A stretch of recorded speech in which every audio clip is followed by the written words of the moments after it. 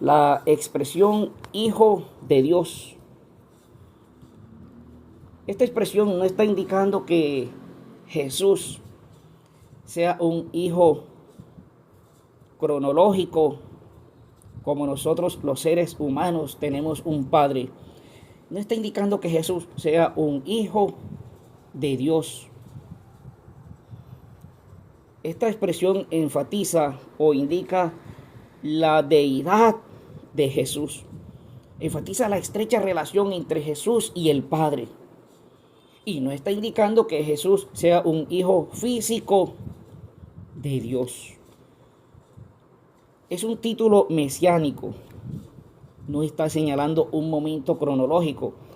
Porque bueno, si así fuera, si entendiéramos esta expresión de un modo humano, entonces al decir que Jesús es hijo de Dios, tendríamos entonces que buscar una diosa madre.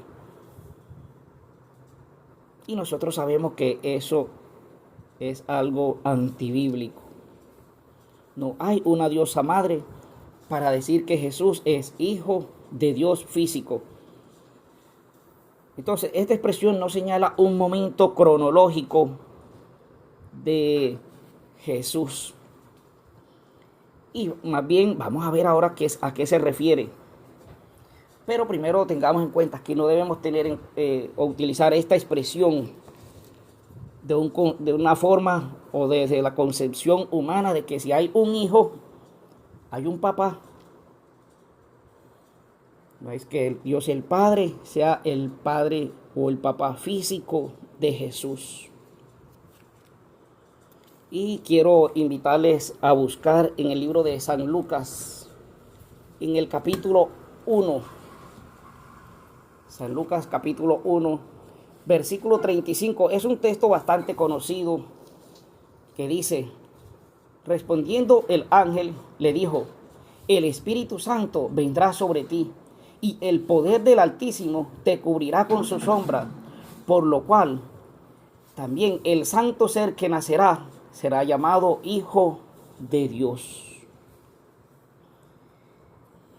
Dice, el santo ser que nacerá será llamado Hijo de Dios, indicando la divinidad de Jesús, mas no indicando el aspecto cronológico o genético de Jesús como hijo físico del Padre.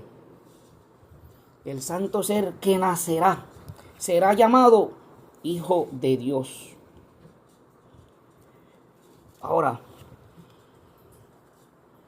esta expresión Hijo de Dios no aparece, aplicándosela a Jesús, pues, no aparece ni en el libro de Mateo, ni de Marcos, ni de Lucas.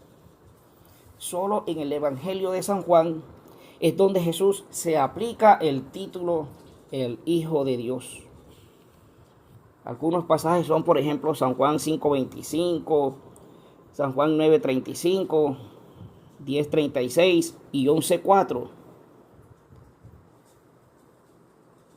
Pero en esta mañana quiero que estudiemos un pasaje sobre, que puede parecer controversial, sobre este tema, si Jesús es hijo de Dios físico o cronológico, o en realidad hace referencia a su divinidad. Y quiero invitarles a leer en el libro de Hebreos, en el capítulo 1, versículos 5 y 6. Hebreos capítulo 1, versículos 5 y 6 dice: porque ¿a cuál de los ángeles dijo Dios jamás, mi hijo eres tú, yo te he engendrado hoy, y otra vez yo seré el padre y él me será a mí hijo? Y otra vez cuando introduce al primogénito en el mundo, dice: adórenle todos los ángeles de Dios. Algunos utilizan este pasaje para indicar que Jesús es hijo físico de Dios y que es engendrado o fue engendrado por el Padre. La expresión engendrar viene de un término griego genao. Esta expresión tiene varios significados y en el caso de los hombres se utiliza para engendrar. En el caso de las mujeres se utiliza para dar a luz. Esta expresión puede significar o puede ser traducida también como dar vida. Y alguien podría pensar o malinterpretar este texto, decir Jesús es engendrado por el Padre. O sea, no hay duda. Dios el Padre es el Padre físico de Jesús. Pero nosotros debemos tener en cuenta algo. Y es que si así fuera, entonces nos tocaría buscar una diosa madre celestial para Jesús. Pero es algo antibíblico. O pensar quizás como hacen los mormones, que dicen que Dios el Padre tuvo muchas mujeres allá en el cielo. Y que una de ellas fue la madre de Jesús en el cielo. Pero esta misma mujer allá en el cielo no fue solamente la madre de Jesús. Ellos dicen que también fue la madre de Satanás. Así que Satanás y Jesús vienen a ser hermanos de una misma madre cuando estuvieron en el cielo. Bueno, esa es la creencia antibíblica de ellos, porque la Biblia pues indica que esto no es así. La Biblia no enseña nada de eso. Entonces no podemos pensar que Jesús fue engendrado físicamente por el Padre allá en el cielo, porque no hay una diosa madre. Pero aparte de eso, si nosotros leemos con cuidado el texto, el versículo 6 dice: y otra vez cuando introduce al primogénito en el mundo, dice: adórenle todos los ángeles de Dios. Si nosotros tomamos la palabra o la expresión primogénito, como indican los testigos de Jehová, que Jesús fue el primer ser creado.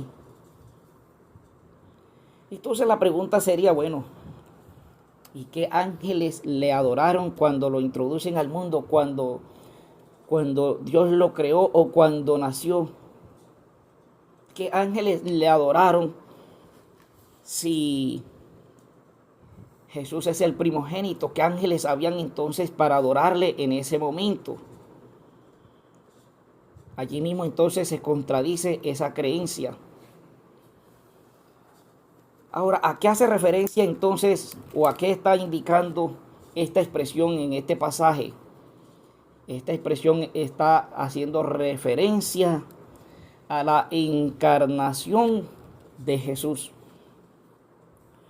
No está haciendo referencia a un momento cronológico.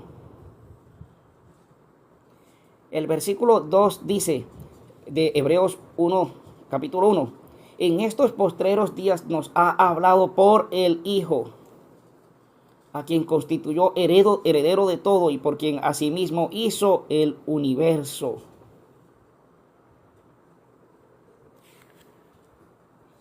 No está refiriéndose entonces a un momento cronológico en el pasado, sino a cuando Jesús se encarnó para venir a este mundo a darnos salvación.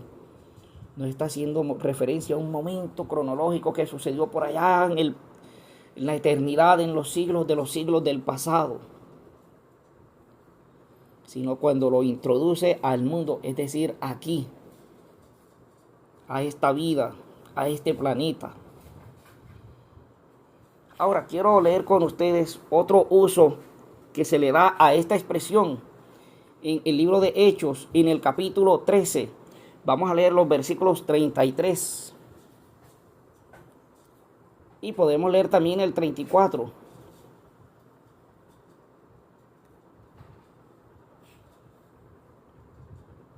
La cual Dios ha cumplido a los hijos de ellos, a nosotros, resucitando a Jesús, como está escrito también en el Salmo 2, mi hijo eres tú, yo te he engendrado hoy. Y en cuanto a que le levantó de los muertos para nunca más volver a corrupción, lo dijo así: os daré las misericordias fieles de David. Aquí la palabra genao, traducida como engendrar, tiene otro uso. Aquí el apóstol la está utilizando para referirse a ¿qué? A la resurrección de Jesús. Fíjense, mientras que en hebreo se utiliza para hacer referencia a la encarnación de Jesús, aquí en el libro de Hechos está haciendo referencia a ¿qué? A la resurrección de Jesús. Y no está indicando un momento cronológico en el que se diga Jesús es hijo físico de Dios el Padre. Mi hermano, disculpe, repita la cita de Hechos. Hechos capítulo 13, versículos 33 y 34.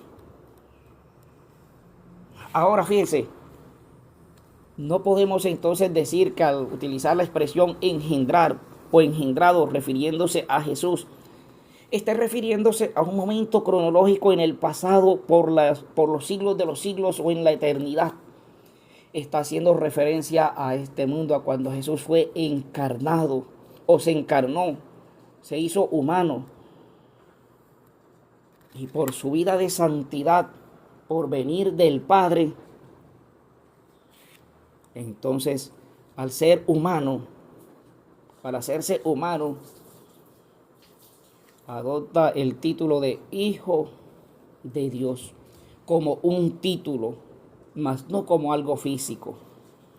Ahora, quiero leer con ustedes otro pasaje que se encuentra en el libro de Apocalipsis, en el capítulo 3, versículo 14, y vamos a leer ahora aquí en este texto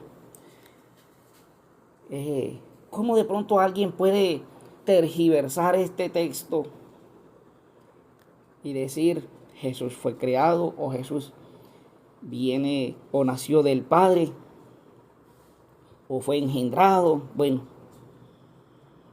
Apocalipsis capítulo 3, versículo 14, un texto bastante conocido.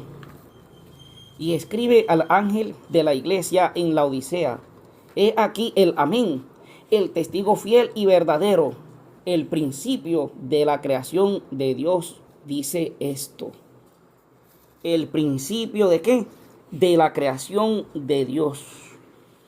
Aquí la expresión principio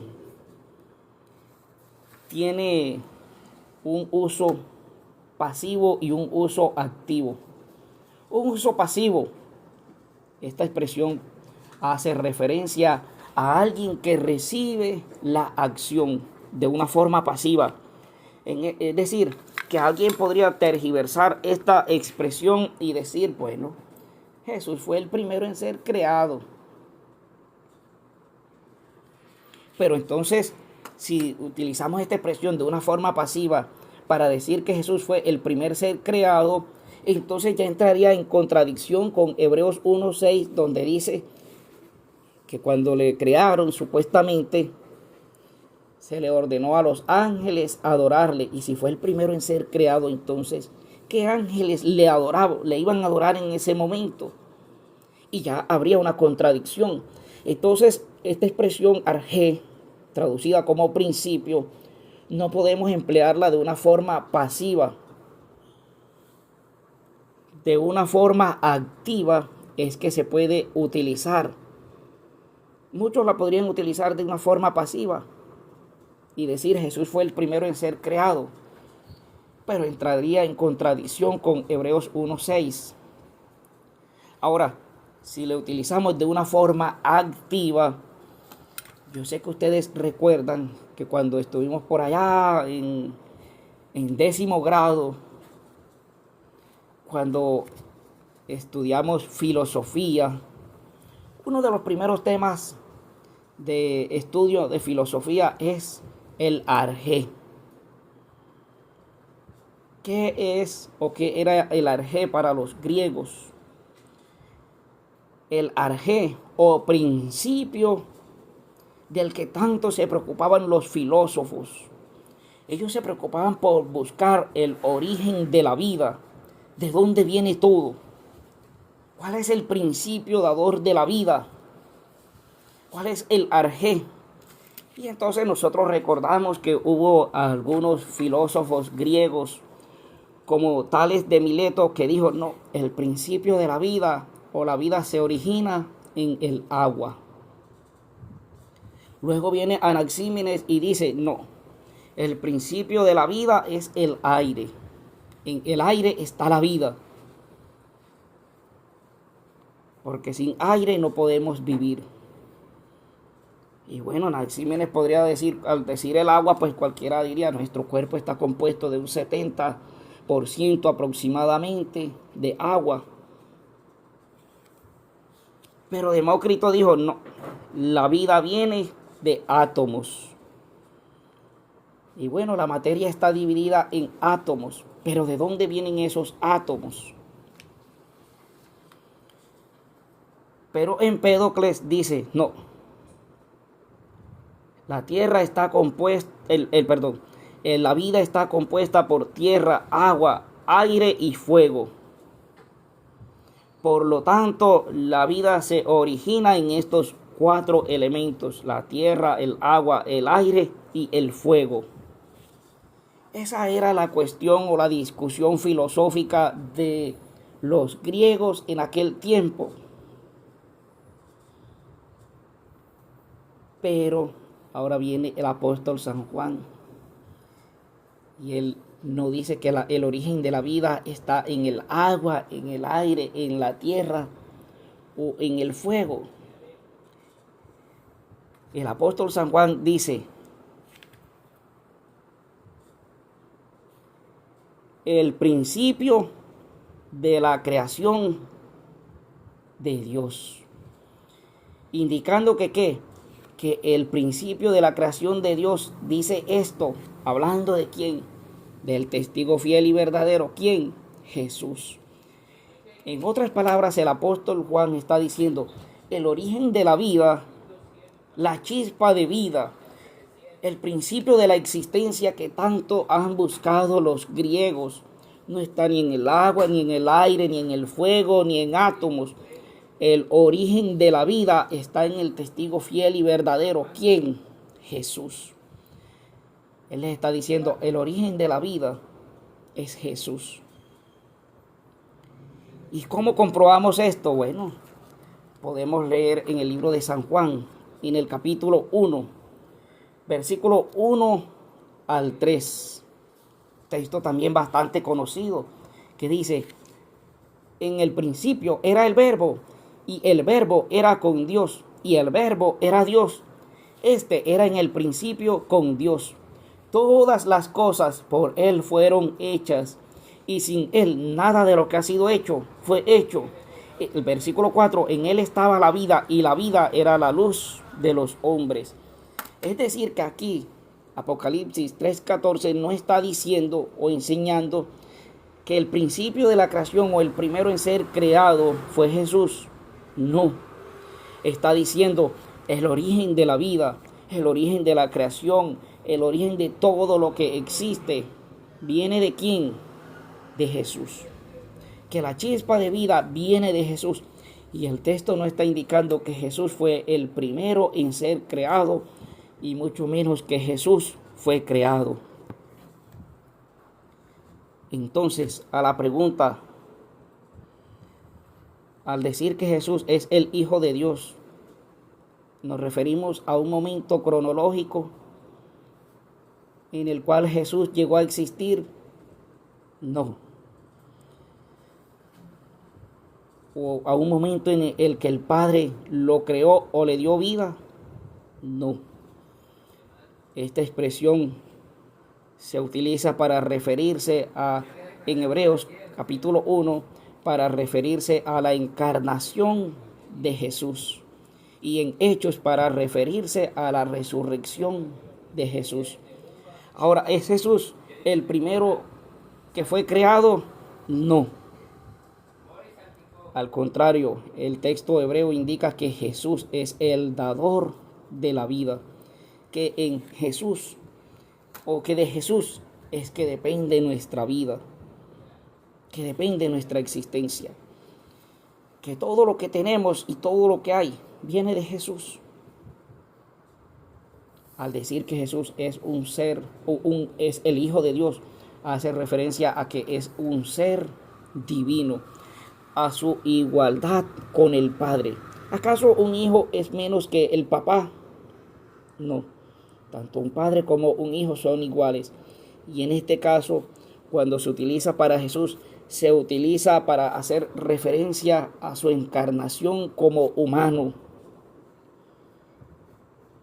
Pero Jesús es Dios y siempre ha existido por la eternidad. En el principio era el Verbo y el Verbo era con Dios y el Verbo era Dios. Y Filipenses dice que no escatimó el ser igual a Dios, sino que se despojó a sí mismo para hacerse siervo. La encarnación de Jesús.